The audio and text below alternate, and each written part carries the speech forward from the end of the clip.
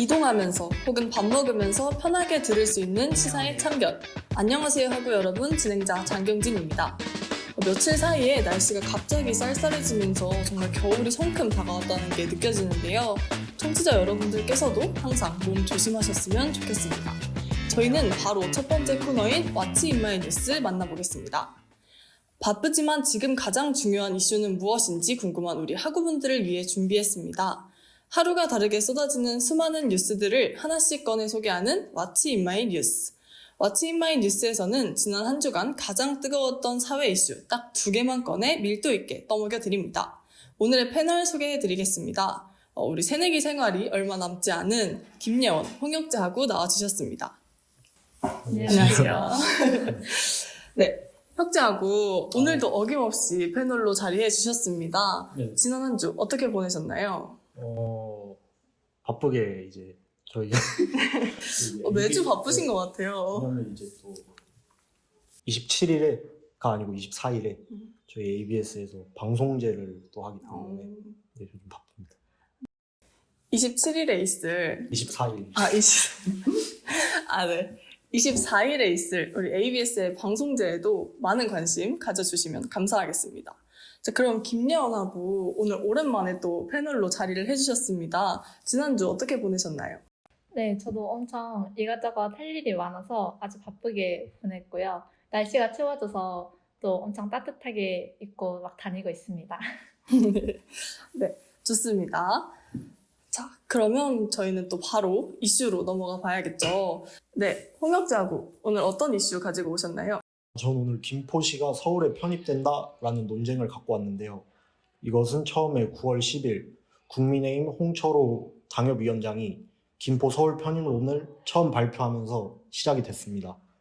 처음에 김포시 당협위원장이 이렇게 말을 했다가 이제 여당의 당대표까지 가세를 하면서 김포시를 서울시로 편입을 하자라는 내용을 당론으로 추진하겠다 발표를 했습니다.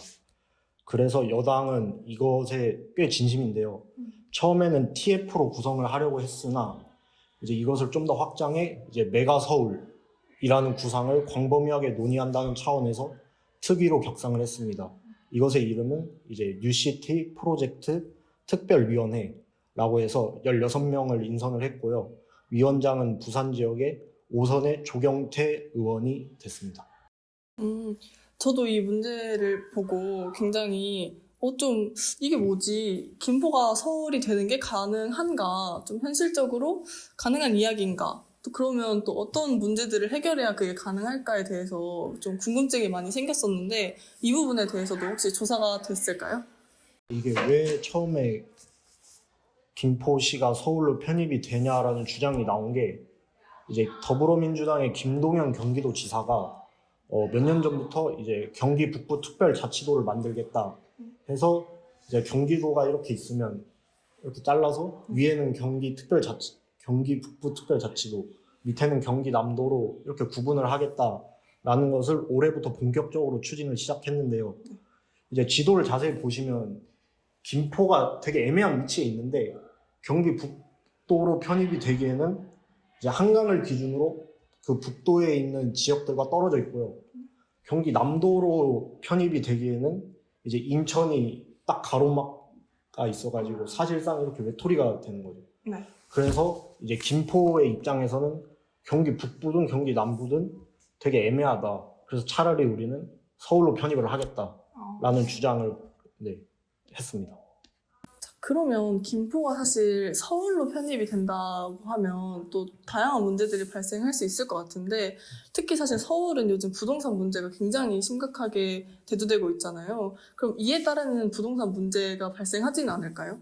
이것도 다 의견이 다 갈리는데 일단은 뭐 서울로 편입이 된다 하니까 당연히 집값이 오를 거라는 우려의 목소리가 나오고 있는데 이것에 반대하는 입장에서는 이제 실현 가능성 자체가 애초에 김포시가 진짜로 서울로 편입이 될까라는 걱정을 사람들이 다 하고 있기 때문에 이제 가능성 자체가 희박해서 뭐 집값이 크게 오를 것 같지 않다는 말도 있고 하지만 이제 대구로 편입된 군이나 이제 위례 신도시의 사례만 보더라도 이제 서울로 편입되는 것 자체만으로도 부동산 가격에 큰 영향을 미칠 수 있다 라는 우려의 목소리도 있습니다.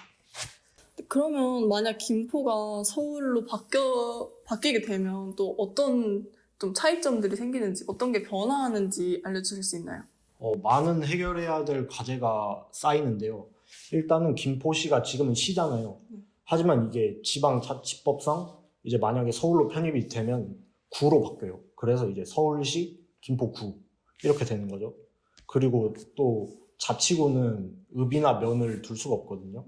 근데 지금 김포는 지금은 시니까 뭐 무슨 읍, 무슨 면 이렇게 있는데 뭐 이런 것들을 다 일일이 바꿔야 돼요. 그래서 하부 행정구역에 대해 대대적인 개편이 필요하다라는 말도 있고, 또 이제 어쨌든 서울로 들어가게 되는 거잖아요. 그래서 이제 구로 바뀌니까 지방 교부세도 못 받고 이제 시세로 받아왔던 지방 소득세도 걷지 못하면서 이제 세수가 줄어들 가능성이 높다라는 우려의 목소리도 나오고 있습니다. 네. 이렇게 다양한 문제점들이 보이는데도 이제 김포를 서울로 편입시키려는 데에는 아까 말씀해 주셨던 메가서울 구상에 대한 이야기가 가장 큰 영향을 미치고 있는 것 같은데요. 그 메가시티론이라는 게 있다고 들었어요. 이거에 대해서도 설명해 주실 수 있을까요?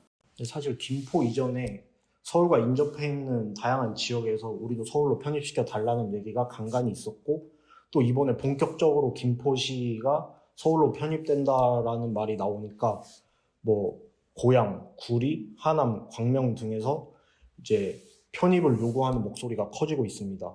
그래서 이제 서울시의 입장에서도 그렇고 아예 그냥 김포만의 문제로 한정시키지 않고 아예 그 지역들을 다 포괄하는 이제 서울 메가시티를 만들자, 이런 목소리가 현재 나오고는 있습니다.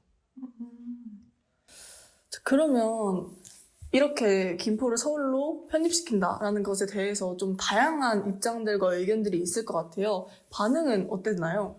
일단 여론조사를 실시했을 때 사실 찬성하는 입장보다는 반대하는 입장이 과반수가 넘는 여론조사가 훨씬 더 많았고요. 사실 거의 다 반대를 했다고 보면 되실 것 같고, 또 처음에 경기 북부 특별자치도를 내세우면서 이제 경기도를 북부와 남부로 가르자라고 주장을 했던 김동연 경기지사는 이제 경기도를 나누는 것에 대해서는 이제 강력히 추진을 해야 한다고 하지만 이제 김포시를 서울로 편입시킨다? 이건 강경히 반대하는 입장을 보이고 있습니다. 그리고 여당 내부에서도 이 김포 서울 편입론을 찬성하는 입장도 있고 반대하는 입장도 나오고 있는데, 실제로 여당 소속 광역단체, 뭐 인천시장이라든지 충남지사도 이제 지방 발전에 힘써야 하는 판국에 무슨 김포를 서울로 이렇게 편입시키냐, 지금은 지방에 힘을 써야 할 때다, 이제 포퓰리즘적인 성향이 강하다, 뭐 이런 말이 나오고 있고요. 또 야당에서는 이제 내년에 있을 이제 선거를 공략한 지금 포퓰리즘이 아니냐라는 우려의 목소리도 내고 있습니다. 이렇게 혁재하고께서 정리를 해주신 대로 김포시가 서울시로 편입됨에 따라서 다양한 효과나 부작용이 나타날 수 있을 것 같은데요. 또 예언하고는 이 이슈에 대해서 어떻게 생각하시나요? 네, 저 처음에는 김포시가 서울시로 편입된다고 들었을 때 약간 말이 되나? 현실적으로 가능한가라는 그런 생각이 있었는데, 정리해주신 대로 실제로 뭔가 지금 추진되고 있고 진행되는 상황을 봤을 때 마냥 뜬구름 잡는 얘기는 아닌 것 같다 해서 더욱 구체적이고 실효적인 그런 방안을 좀 더 모색해 봐야 되지 않나 생각이 듭니다. 그러면 직접 이슈 준비해 오신 혁재하고 의견도 한번 들어볼게요. 저는 이 이슈를 딱 처음 접했을 때 든 생각이 일단 굳이? 라는 생각이 먼저 들었는데, 왜냐하면 일단 뭐 기사들을 다 봤을 때 되게 단점인 측면들이 되게 많은 거예요. 뭐 아까도 제가 말씀드렸듯이 지방 세수가 줄어든다 또 있었고, 이제 서울에 원래 설치를 하려던 그런 뭐 쓰레기 소각장 같은 거를 또 이제 김포에 이렇게 놓을 예정이다라는 설도 돌고 있고, 그래서 굳이 지금 서울로의 편입을 해야 될 필요가 있을까라는 생각이 들었습니다. 네, 황역자구 조사하느라 수고 많으셨습니다. 다음으로는 예원하구가 준비한 이슈 들어볼게요.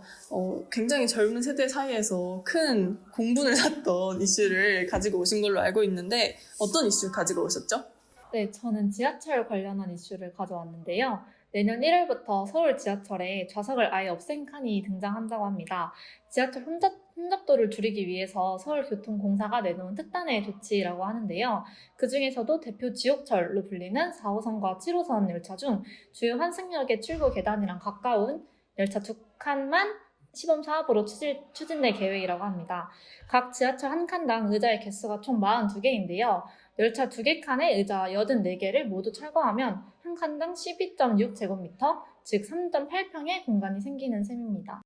네, 그럼 공간이 생기는 거는 알겠는데, 그럼 정말 이렇게 의자를 다 빼는 게 혼잡도를 줄이는데 도움이 되기는 하는 건가요? 네, 서울교통공사는 이번 사업이 혼잡도를 30% 줄일 수 있을 거라고 전망을 했는데요. 그러나 일각에서는 다양한 우려 또한 쏟아져 나오고 있습니다.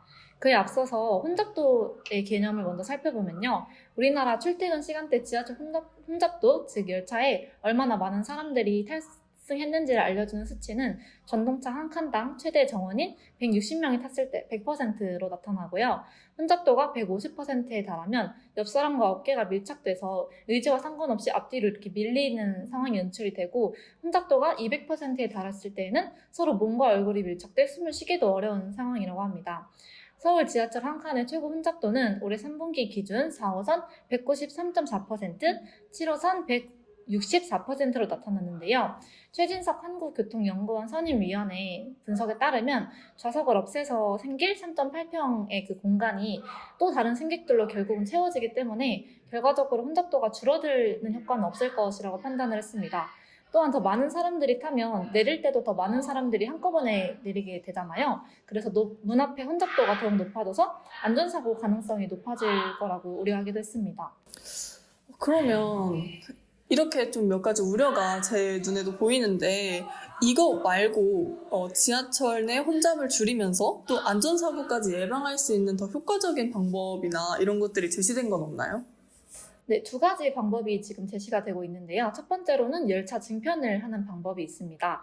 그러나 열차 하나의 가격이 약 200억 원이고 지난해 기준 서울교통공사의 누적 적자가 17조 원에 달하는 만큼 그런 여러 가지 상황들을 고려했을 때 현실적으로 실행에 옮기기란 그렇게 쉽지 않은 상황입니다. 두 번째로는 가용한 모든 열차를 최대한 활용하는 방법이 있는데요. 지난 7월 서해선 개통에 따른 9호선 지하철 혼잡도를 개선하려고 예비 열차를 모두 운행한 선례가 있었는데요. 이런 점을 봤을 때는 열차 정비는 충분히 가능성 있는 방법이지 않나 싶습니다. 네, 저도 일상 속의 소소한 행복으로 이제 혼잡한 지하철에서 자리가 났을 때 그렇게 큰 행복을 느끼고는 하는데요. 이렇게 방금 예원하고께서 말씀해주신 것처럼 또 더 다양한 방법을 고려해서 지하철 혼잡도를 줄일 수 있으면 좋겠습니다. 이에 대해서 혁재하고는 어떻게 생각하는지도 궁금한데요. 어떤 의견 가지고 계신가요? 아까 말씀하셨다시피 사실 이게 뭐 좌석을 없앤다고 해서 뭐 혼잡도가 줄어든다고 보기에는, 제가 뭐 지하철을 잘 안 타는 제가 보기에도 그냥 이제 원래 의자가 있던 그 곳에 그대로 사람이 들어가는 거잖아요.